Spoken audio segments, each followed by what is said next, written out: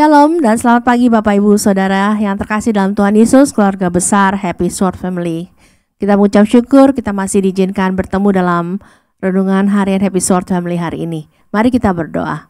Kami mengucap syukur Tuhan Yesus buat hari yang baru yang Tuhan berikan buat kami. Kami mengucap syukur masih diberikan kesempatan untuk kami bisa bertemu dengan keluarga kami.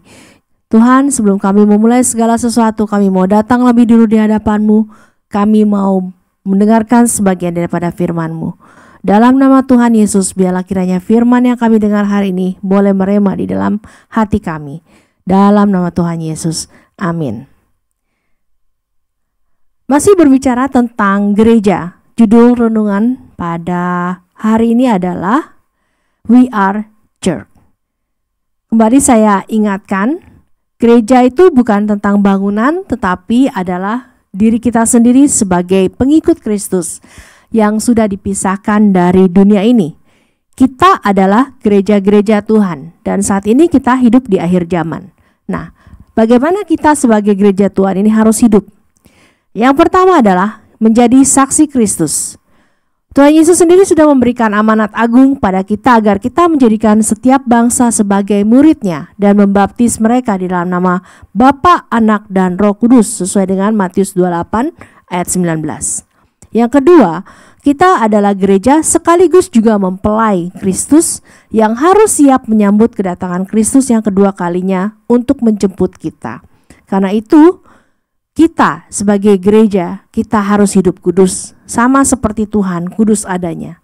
1 Petrus 1 ayat 16. Dan yang ketiga, kita adalah gereja, jangan kita jemu-jemu untuk terus menabur kebaikan. Sesuai dengan Galatia 6 ayat 9, selama masih ada waktu. Selama hari masih siang. Baiklah kita mengasihi sesama kita seperti kita mengasihi diri sendiri. Tentu saja, kita juga harus mengasihi Tuhan dengan segenap hati, tubuh, jiwa, roh, dengan segenap akal budi kita, bahkan dengan segala apa yang ada pada kita. Sebab bagaimana kita dapat mengatakan, aku mengasihi Engkau Tuhan, yang tidak kelihatan, jika pada sesama saja yang kelihatan kita tidak mengasihi, apalagi memperdulikan mereka. Ingatlah pada hari terakhir saat Kristus datang. Apa yang tertulis dalam Matius 25 ayat 31-46 itu akan terjadi, di mana sang raja akan memisahkan kawanan domba dan kambing. Domba-domba akan ditempatkan di sebelah kanan dan kambing-kambing di sebelah kirinya. Dan dia akan berkata kepada domba-domba yang ada di sebelah kanannya, itu di ayat 34-40 itu. Dan raja itu akan berkata kepada mereka yang di sebelah kanannya, mari, hai kamu yang diberkati oleh Bapakku, terimalah kerajaan yang telah disediakan bagimu sejak dunia dijadikan. Sebab ketika aku lapar, kamu memberi aku makan. Ketika aku haus, kamu memberi aku minum. Ketika aku seorang asing, kamu memberi aku tumpangan. Ketika aku telanjang, kamu memberi aku pakaian. Ketika aku sakit, kamu melawat aku. Ketika aku di dalam penjara, kamu mengunjungi aku. Maka kata orang-orang benar itu akan menjawab dia, Tuhan, bila manakah kami melihat Engkau lapar dan kami memberi Engkau makan, atau haus dan kami memberi Engkau minum? Bila manakah kami melihat Engkau sebagai orang asing dan kami memberi Engkau tumpangan, atau telanjang dan kami memberi Engkau pakaian? Bila manakah kami melihat Engkau sakit atau dalam penjara dan kami mengunjungi Engkau? Dan raja itu akan menjawab mereka, aku berkata kepadamu, sesungguhnya segala sesuatu yang kamu lakukan untuk salah seorang dari saudaraku yang paling hina ini, kamu telah melakukannya untuk aku.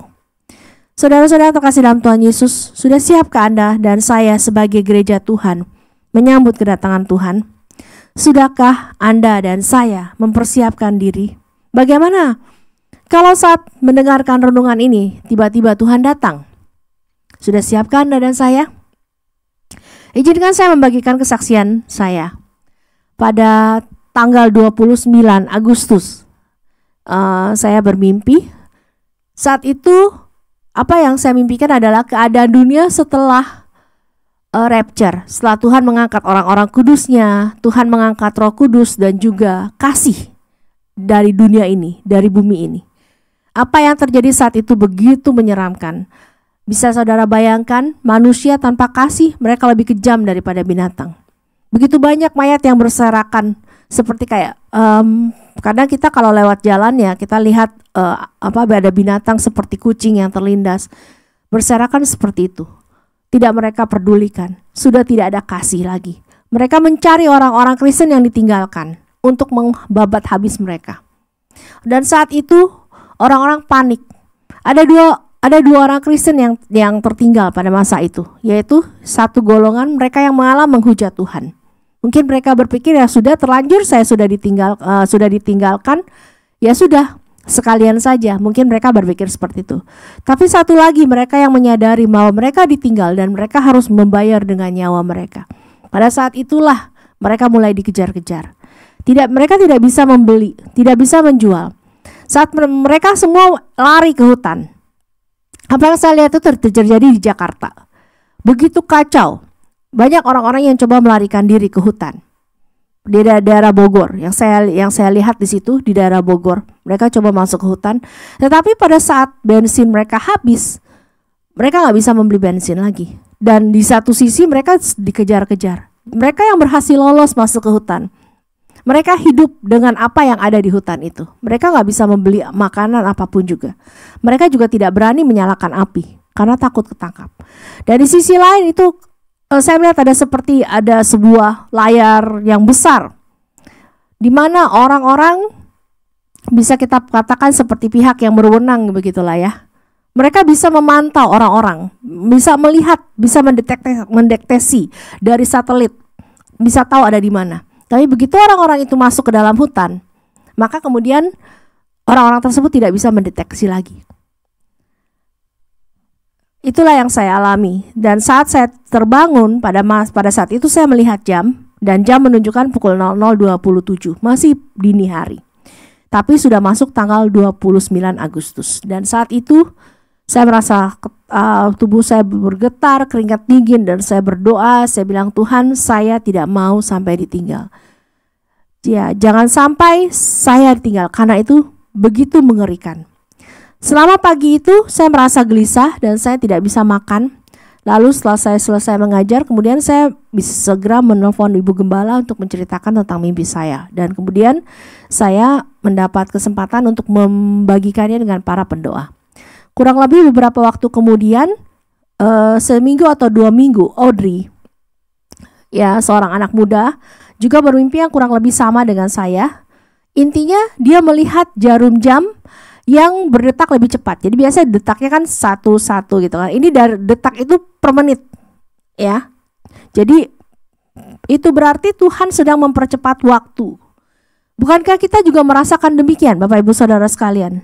Minggu lalu tiba-tiba Senin lagi, atau kayaknya belum lama kita masuk tahun 2023. Sekarang sebentar lagi sudah mau bulan Desember. Sebentar lagi kita mau merayakan Natal, masuk tahun yang baru. Bukankah begitu Bapak Ibu Saudara sekalian? Nah, jadi sebagai gereja Tuhan, mari kita menjaga diri kita, mempersiapkan diri kita, hidup kudus agar kita tidak tertinggal. Karena kita adalah gereja Tuhan dan kita juga adalah mempelainya. Kekudusan adalah syarat yang mutlak yang tidak bisa diganggu-gugat. Mari kita berdoa. Tuhan, kami mengucap syukur untuk firman-Mu pada hari ini. Kami tahu Tuhan, waktu semakin dekat. Waktu kedatangan-Mu juga semakin dekat. Oleh sebab itu Tuhan, ajar kami untuk kami mempersiapkan diri kami sebegitu rupa Tuhan, agar pada saat Tuhan datang kami boleh layak, terangkat, menyongsong Engkau di udara. Kami mohon Tuhan, ajar kami untuk kami bisa hidup kudus, sebab Engkau kudus adanya. Dalam nama Tuhan Yesus kami berdoa. Amin.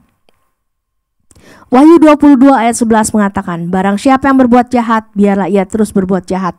Barang siapa yang cemar, biarlah ia terus cemar. Dan barang siapa yang benar, biarlah ia terus berbuat kebenaran.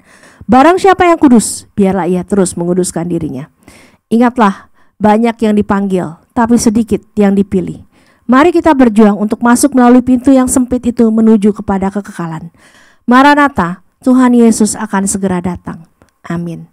Sampai bertemu dalam renungan berikutnya. Tuhan Yesus memberkati.